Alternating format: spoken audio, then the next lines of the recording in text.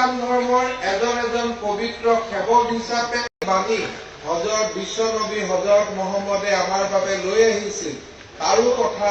আমাৰ বিভিন্নজন বক্তাই ইয়াতে আলোচনা কৰিছে। মই দুআষাৰ কথা ক'ব খুজিছো এইটোৱে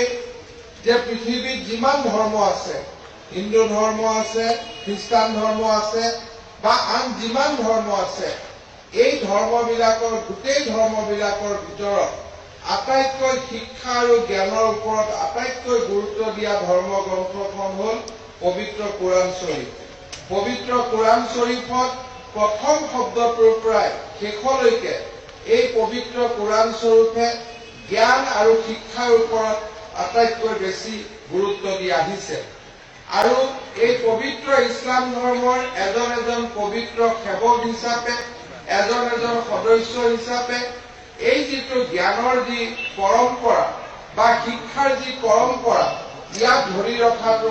আমাৰ আটাইৰে আমাৰ দায়িত্ব, বিশেষকৈ ইছলাম ধৰ্মী লোকসকলৰ দায়িত্ব। জ্ঞান বুলি কওঁতে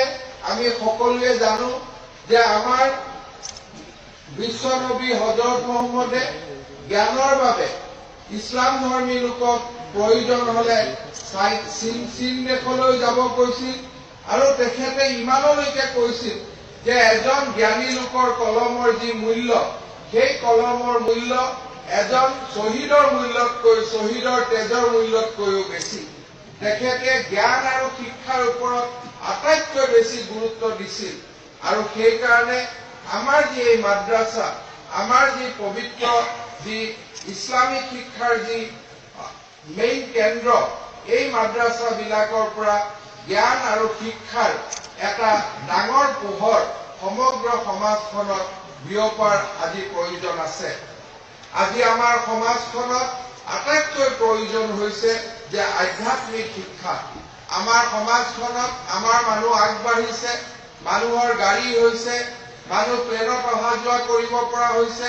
মানুহৰ টকা পইচা হৈছে, কিন্তু আধ্যাত্মিক শিক্ষা নোহোৱা কাৰণে মানুহে যিটো নিজৰ আটাইতকৈ ডাঙৰ চৰিত্ৰ